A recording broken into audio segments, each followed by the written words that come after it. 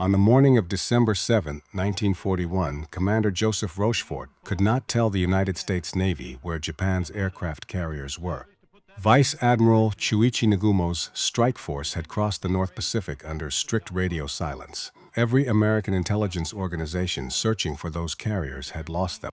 By the end of the attack on Pearl Harbor, 403 American service members and civilians would be dead. 6 months later, Rochefort's team would help identify Japan's next target. They would give Admiral Chester Nimitz the intelligence he needed to place 3 American aircraft carriers directly in the path of the Japanese fleet near a tiny atoll called Midway. What followed was one of the most violent reversals in naval history. In roughly 5 to 6 minutes, 3 Japanese aircraft carriers were mortally damaged. But the officer whose work helped make that victory possible would soon be removed from code-breaking altogether. The Distinguished Service Medal that Nimitz endorsed for him would not reach Rochefort's family until 44 years after the battle. This is not the story of one man single-handedly winning Midway. It is the story of how intelligence created one narrow opportunity and how men in the air turned that opportunity into victory. It is the story of a quiet architect whose contribution would not be formally honored until after his death. This is the story of the man America almost forgot. The spring of 1942 belonged to the Empire of Japan. For 6 months, the Imperial Japanese Navy had rolled across the Pacific like a tidal wave that refused to break. British Singapore had fallen. The Dutch East Indies were gone. American and Filipino forces in the Philippines had been overwhelmed after a desperate defense. Every ocean, from the coast of Australia to the edge of India, seemed to belong to the rising sun. But aboard the battleship Yamamoto, in Japanese home waters, one man was not celebrating. Admiral Yamamoto was 58 years old. He had lost 2 fingers of his left hand at the Battle of Tsushima in 1905, when he was a young ensign aboard the cruiser Nishin. He had studied at Harvard from 1919 to 1921. He had later served as naval attaché in Washington and had traveled by train through the industrial heartland of America.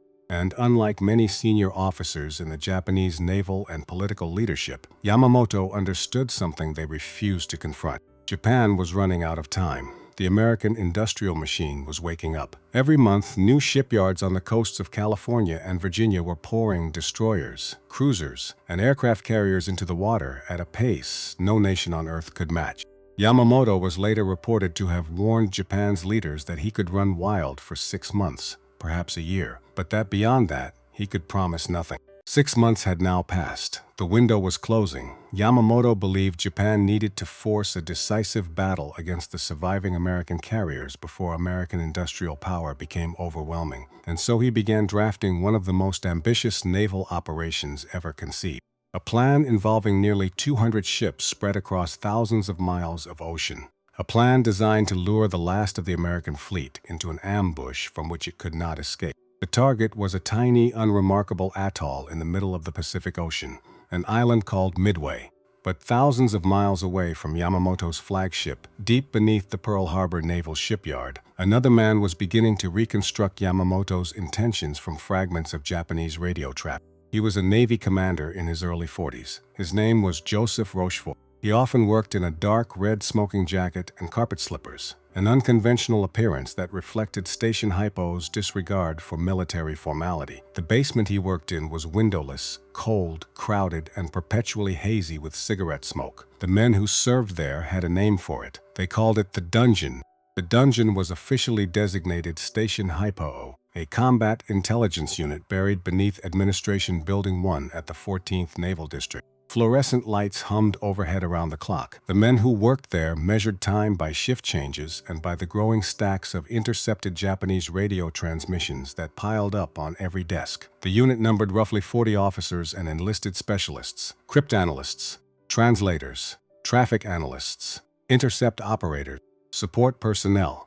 Among them was Lieutenant Commander Thomas Dyer, widely regarded as one of the finest cryptanalysts in the American Navy. There was Wesley Wright, known to everyone as Ham, a quiet man with an uncanny ability to see patterns invisible to others. And there was Jasper Holmes, a former science fiction writer and naval officer who had been medically retired, then recalled to service and assigned to Station HYPO. At Midway, his unconventional imagination would become an intelligence weapon. These were not ordinary men, and their commander was not an ordinary officer. Rochefort had learned Japanese the hard way. Between 1929 and 1932, he had lived in Tokyo as a Navy language officer, studying the language until he could read newspapers, government documents, and technical manuals in the original characters. He understood not only the words but the mindset behind them. Before December 7, Rochefort and his team had been unable to locate Japan's aircraft carriers. Nagumo's carriers had crossed the North Pacific under strict radio silence. Rochefort had failed to find them, but so had every other American intelligence organization searching for the Japanese fleet. The failure to locate the carriers would shadow every intelligence assessment that followed. As Japanese aircraft struck Pearl Harbor, Rochefort was called back to Station HYPO.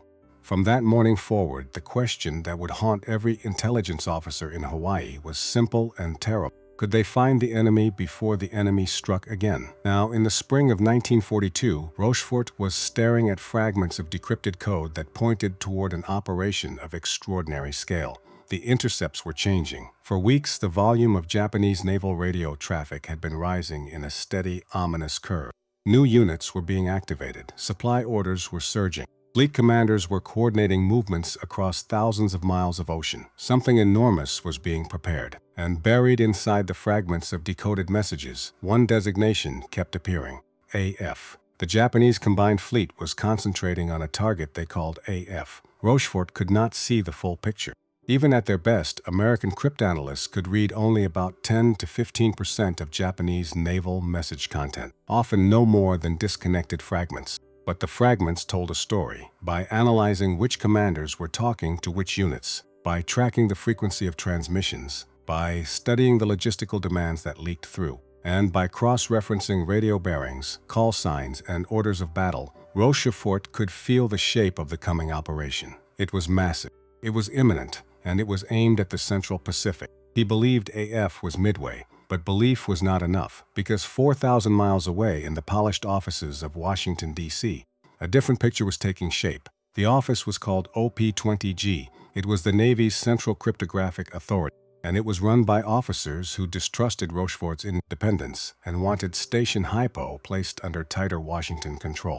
At the heart of the opposition were two brothers, Captain Joseph Redman, the director of Naval Communications, and his younger brother, Commander John Redman, who headed OP-20G. Together, they held enormous influence over the Navy's Communications Intelligence Organization in Washington.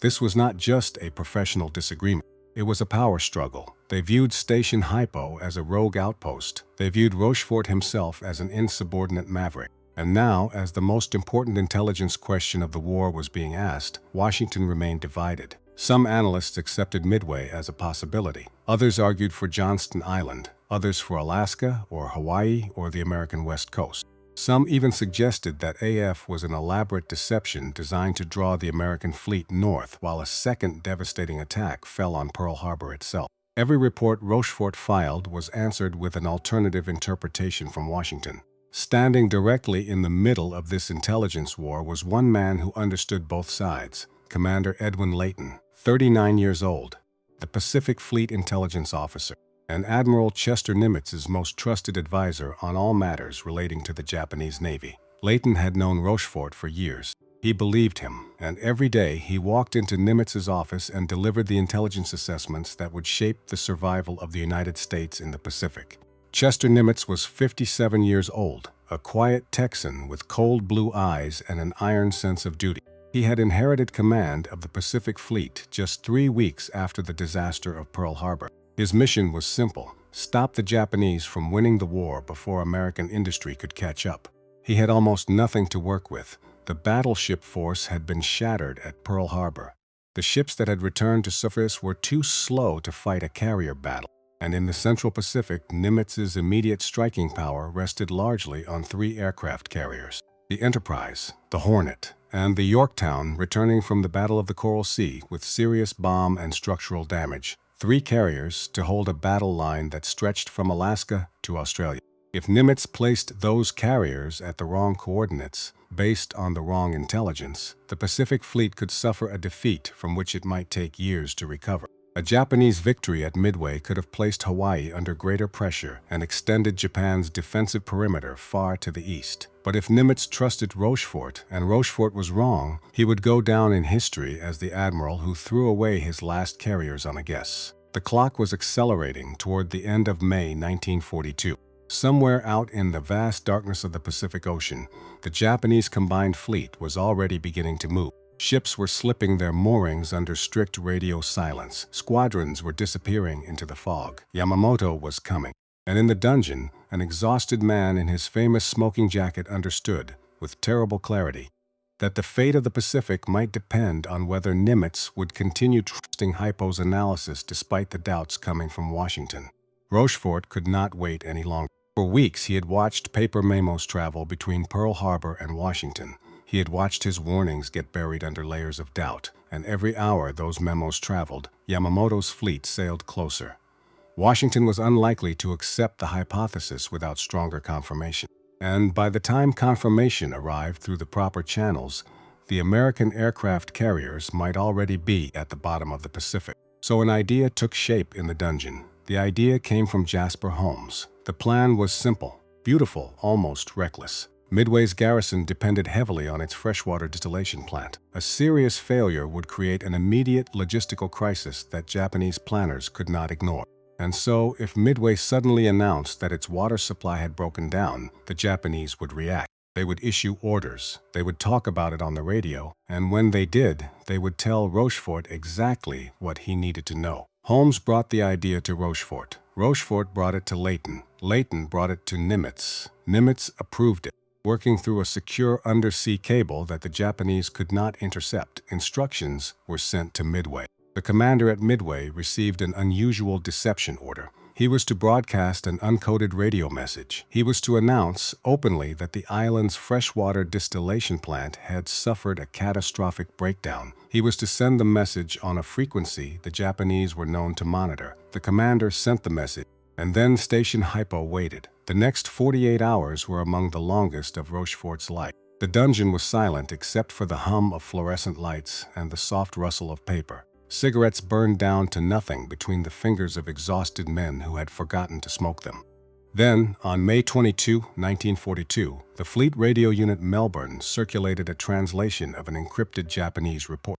The report stated that the unit associated with AF had only enough fresh water for approximately 2 weeks and requested immediate resupply. Japan had repeated the clue inside its own encrypted traffic, and Allied cryptanalysts were able to read it. The message did not create Nimitz's belief. Nimitz, Leighton, and Rochefort had already concluded that AF was Midway.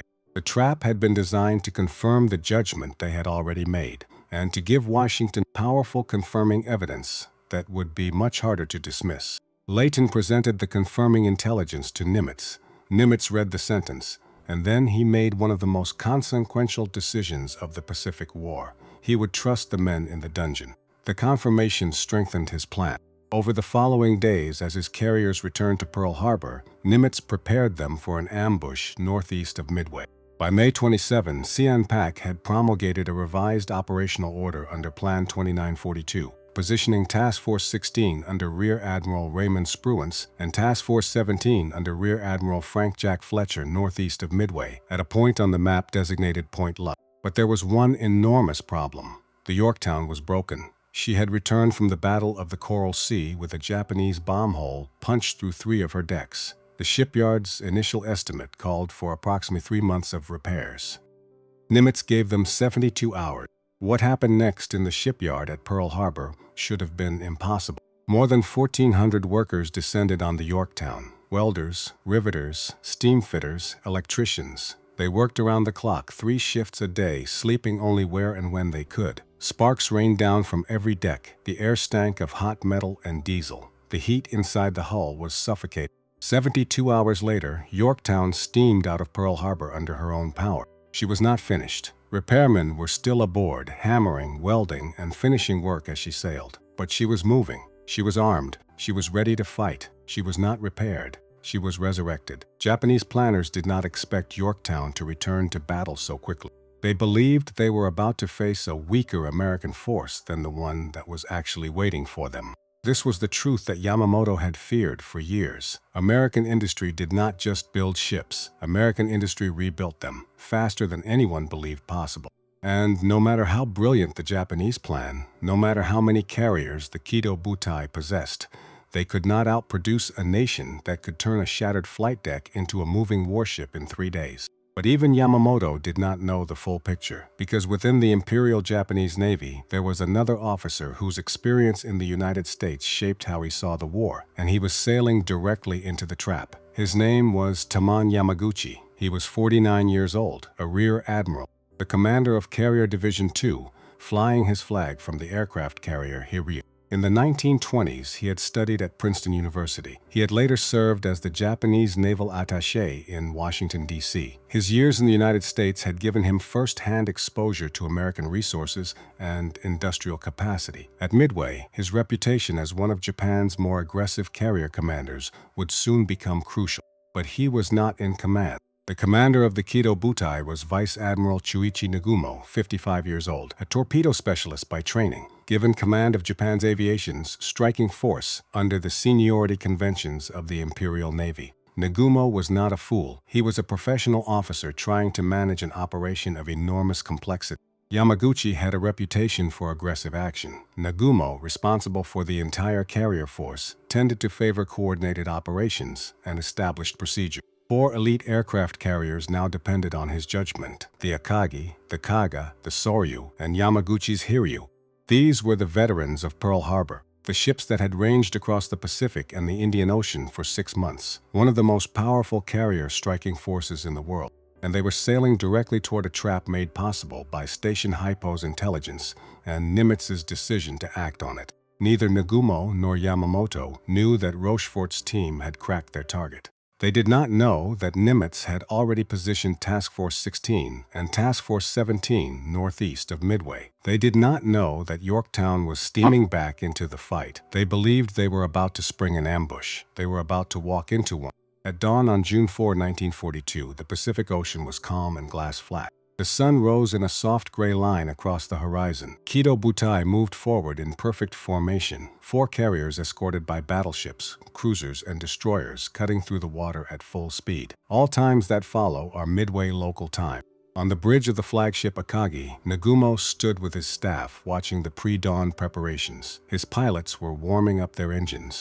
Mitsubishi A6M0 fighters, Aichi D3A Val dive bombers, Nakajima B5NK torpedo planes, over 100 aircraft ready to launch. The first strike wave was preparing to hit the American Marines dug into the sands of Midway Atoll. Nagumo had a straightforward mission: suppress the island's defenses, destroy its runway, clear the way for the invasion force following behind him. According to standard doctrine, 7 reconnaissance aircraft would launch from the cruisers and battleships to sweep the surrounding waters for any American forces.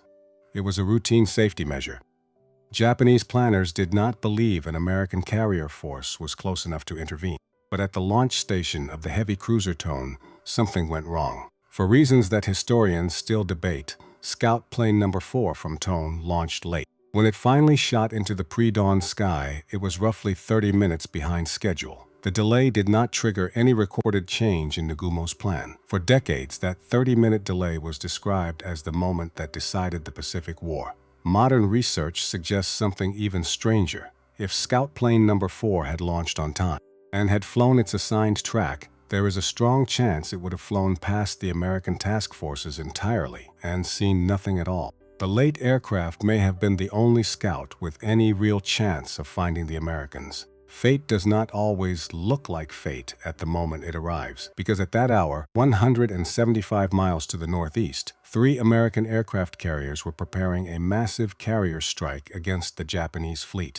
Their flight decks were crowded with aircraft. SBD Dauntless dive bombers with 500-pound and 1,000-pound bombs slung beneath their bellies. TBD Devastator torpedo planes with crews strapped into cockpits that many of them would never leave alive. F-4F Wildcat fighters running their engines up to full military power. Enterprise and Hornet would launch first.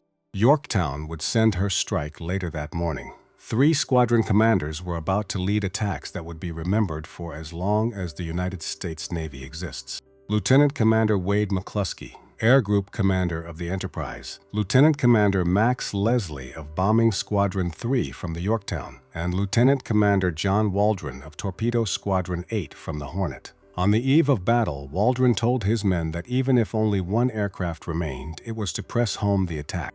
None of these men knew how many accidents of timing, navigation, and judgment would soon converge over the same patch of ocean. But that moment was coming. At 7 o'clock, the radio on the bridge of the Akagi crackled to life. Lieutenant Yoichi Tomonaga, the young flight leader of the first Japanese strike wave, transmitted a single line from his cockpit high above the smoking ruins of Midway Atoll. There is need for a second attack wave.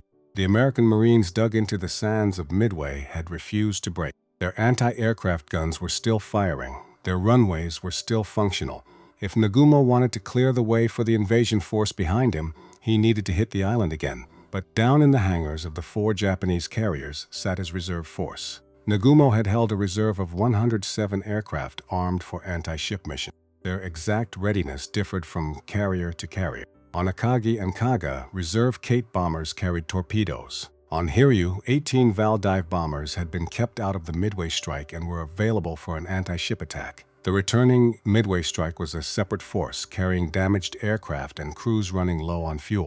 At about 7:15, Nagumo made a decision that would echo for the next 80 years. He ordered much of the reserve rearmed for a second strike on Midway. Across the carrier force, crews began changing weapons and preparing aircraft for another strike on Midway. On Akagi and Kaga, torpedoes were removed from reserve Kate bombers, lowered onto hydraulic carts, and land attack weapons were brought forward. The hangars filled with the sound of wrenches, shouted orders, and ordnance being moved at high speed. The rearming process brought aircraft, fuel, bombs, and torpedoes together inside enclosed hangar spaces. That concentration would make the carriers dangerously vulnerable to penetrating bomb hits. Then, some minutes later, a scout from Tone reported ships to the northeast. Sight what appears to be the enemy accompanied by 10 ships.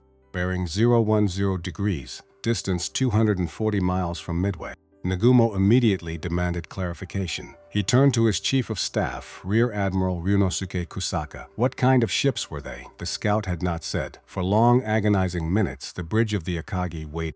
Down in the hangars, the mechanics stood among half-armed aircraft, surrounded by ordnance, waiting for the bridge to tell them what to do next. Then the pilot answered. 5 cruisers, 5 destroyers. The tension on the bridge eased. Cruisers and destroyers did not present the same immediate threat as an aircraft carrier. The rearming operation resumed, and then the scout plane transmitted one final message. The enemy force is accompanied by what appears to be a carrier. One word changed the entire tactical picture: carrier. An American aircraft carrier, within striking distance, and much of Nagumo's reserve was no longer configured for an immediate coordinated anti-ship strike. A few miles away on the bridge of the Hiryu, Rear Admiral Taman Yamaguchi received the same report. He responded immediately. Hiryu still had 18 Val dive bombers available for an anti-ship strike. Yamaguchi signaled that the available attack force should be launched immediately. At about 8:17 in the morning, Yamaguchi ordered his signalman to flash an urgent visual message to the flagship using a high-intensity signal lamp. The message was short. Consider it advisable to launch attack force immediately. His message placed speed above the advantages of waiting for a fully coordinated strike. On the flagship, Nagumo faced a grim operational problem. Tomonaga's first strike wave was now returning from Midway. Dozens of shot-up aircraft were circling overhead. Many were low on fuel. Launching first would delay recovery and place dozens of damaged, fuel-starved aircraft at grave risk. At the same time, land-based bombers from Midway were still attacking his ships. His fighters were engaged. His decks were needed for recovery. Nagumo chose to recover Tomonaga's returning aircraft first, then to launch a coordinated escorted strike against the American carrier force. It was a defensible decision made inside a collapsing information picture, and it helped set the conditions for catastrophe. Because at that exact moment, 170 miles to the northeast, the American strike waves were already in the air. The Hornet's 15 TBD Devastators of Torpedo Squadron 8 arrived first, led by Lieutenant Commander John Waldron. They came in low over the water, without fighter escort, into the guns of the entire Japanese fleet. They never had a chance. Japanese Zero fighters descended on them. One by one, the Devastators broke apart in the air, spiraled into the sea, and disappeared. Waldron himself was seen going down in flames. Only one man from the Hornet's Torpedo Squadron 8 survived, Ensign George Gay, who watched the destruction of the Japanese fleet from a life raft while hiding under a floating seat cushion. Of the 41 devastators launched by the 3 American torpedo squadrons that morning, only 6 aircraft returned. To the Japanese, it looked like a slaughter, and in one sense it was. But the succession of low-level attacks had disrupted the Japanese combat air patrol, drawn many fighters downward, and consumed fuel and ammunition. The final attack by Yorktown's Torpedo Squadron 3 came only minutes before the dive bombers arrived. The high cover above the Kido-butai had grown dangerously thin. It was about 10:20 in the morning. High above the fleet, hidden by scattered clouds, 48 SBD Dauntless dive bombers from Enterprise and Yorktown were converging on the Japanese carriers. Lieutenant Commander Wade McCluskey had almost missed the fleet entirely. His group had overshot the Japanese fleet, and its fuel was becoming dangerously low. And then, in a moment of judgment that would help save the Pacific, he had spotted a lone Japanese destroyer racing north on the ocean far below. He guessed that the destroyer, Arashi, was hurrying to rejoin the main fleet. He followed her. She led him directly to the 4 Japanese carriers. At almost the same time, Lieutenant Commander Max Leslie's dive bombers from the Yorktown arrived from a different direction. Neither American squadron leader knew the other was there, but by an extraordinary coincidence, the 2 attacks pushed over into their dives within seconds of each other. The Japanese carriers looked up.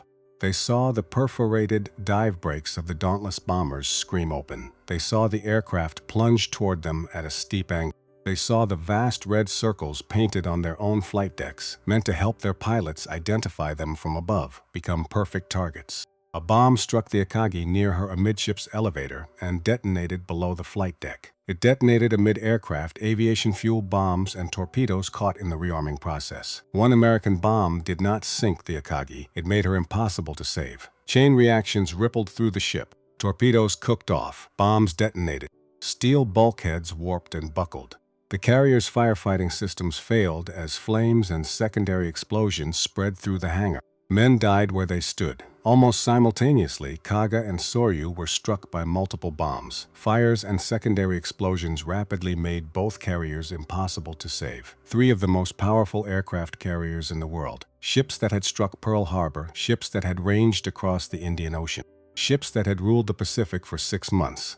Within roughly 5 to 6 minutes, all 3 were mortally damaged. Akagi's own crew would fight her fires all afternoon. Japanese destroyers would finally scuttle her the next morning. From Hiryu, Yamaguchi could see 3 Japanese carriers burning. 90 minutes earlier, he had urged an immediate launch. But Yamaguchi did not surrender. The Hiryu had not been hit. She was still functional, still armed, still deadly, and Yamaguchi launched the aircraft he could into 2 separate strikes. First, a wave of Val dive bombers, then a wave of Kate torpedo bombers. Both strikes found the Yorktown. The great American carrier that had been resurrected in 72 hours at Pearl Harbor was hit by bombs and torpedoes.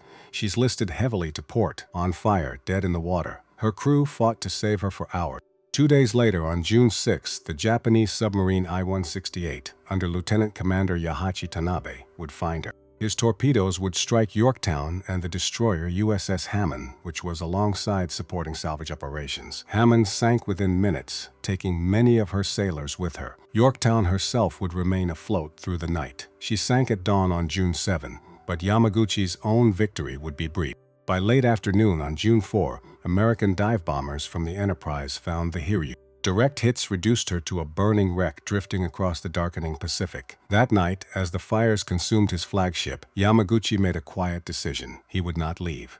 After bidding farewell to the surviving crew, Rear Admiral Taman Yamaguchi and Captain Tomei Okaku chose to remain aboard the Hiryu. Later Japanese accounts would describe a farewell ceremony on the burning bridge, exchange gifts, and a final drink shared between the 2 officers. Whatever the exact details, both men were determined to go down with the ship. In the early hours of June 5, the Hiryu was scuttled beneath them. Yamaguchi had urged Nagumo to launch immediately after the American carrier was reported. Nagumo chose to recover the Midway strike first. Hours later, Yamaguchi remained aboard the last of the 4 carriers as it burned beneath him. The carrier duel was effectively over. The Battle of Midway itself was not. For 2 more days, American aircraft would hunt down retreating Japanese ships. Dive bombers would maul the cruisers Mikuma and Mogami. I-168 would take her toll on Yorktown and Hammond. By the time the battle was complete, Japan had lost 4 fleet carriers, 248 aircraft, and more than 3,000 men. Perhaps more damaging in the long run, Japan had lost hundreds of highly skilled aviation specialists and maintainers who could not easily be replaced. Japan would build new carriers, but it never fully restored the combination of experienced air crews, trained deck crews, and concentrated striking power lost at Midway. But the Pacific War had not yet become a one-way advance. Months of savage fighting around Guadalcanal still lay ahead. The men who would fight there did not yet know they had just been given a fighting chance. Roughly 1,300 miles away in the dungeon, the work continued. There was no public ceremony and no immediate recognition for the analysts whose intelligence had made the ambush possible. But in Washington, D.C., a different reaction was building. Midway strengthened Rochefort's reputation. It also intensified the bureaucratic struggle over who controlled American naval communications intelligence. The struggle over Station HYPO's independence continued after Midway. On June 20, Joseph Redmond submitted a memorandum sharply criticizing Rochefort's leadership. Rear Admiral David Bagley recommended Rochefort for the Distinguished Service Medal, and Nimitz endorsed the recommendation. Admiral Ernest King, the Commander-in-Chief of the United States Fleet, rejected the award after opposition from Rochefort's Washington chain of command. Nimitz later tried to have the decision reconsidered. Rochefort's award remained blocked. On October 25, 1942, Rochefort was ordered to Washington. His cryptanalytic career was effectively ended. He was reassigned to work connected with a floating dry dock in the San Francisco Bay Area. To many of the men who had served under him, it did not look like a normal transfer. It looked like exile. Rochefort did not protest publicly. He served out the war away from the cryptanalytic field, in which he had made his greatest contribution. He rose eventually to the rank of captain. He retired quietly. For most of his life, the story of what he had done at Midway remained classified. He gave extensive oral history interviews late in life, but secrecy and classification kept much of his story from the American public. Joseph Rochefort died on July 20, 1976, in his home in Torrance, California. He was 76 years old. His death received little public attention compared with the size of his wartime contribution, but the veterans of Midway had not forgotten. Former codebreakers, intelligence officers, and retired admirals campaigned for decades to correct the record. Among them was Rear Admiral Donald Sheets, one of Rochefort's own Station HYPO analysts. The campaign finally succeeded in the mid-1980s. On May 30, 1986, at a ceremony at the White House, President Ronald Reagan presented Joseph Rochefort's posthumous Navy Distinguished Service Medal to his family. The medal Nimitz had endorsed came 44 years after the Battle of Midway, nearly 10 years after Rochefort himself had died. 2 men, 2 navies, 2 very different endings. Rochefort had helped reveal the enemy's plan before the battle. Yamaguchi had recognized the immediate tactical danger faster than the commander above him once the battle began. But their stories were not the same. Rochefort survived the war, only to be removed from the field in which he had achieved his greatest success. Yamaguchi remained in command, struck back with the last surviving Japanese carrier, and chose to die aboard her when she could no longer be saved.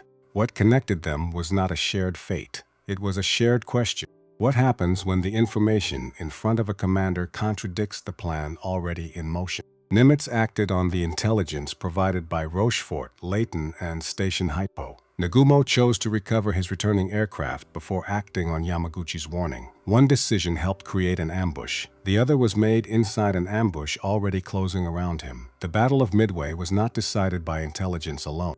It was not decided by dive bombers alone. It was decided by all of them together. Intelligence placed the American carriers in the right ocean.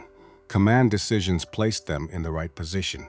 The air crews who flew from Enterprise, Hornet, and Yorktown turned that advantage into victory. Many of them paid for it with their lives. Nimitz entered the battle with an increasingly accurate picture of his enemy.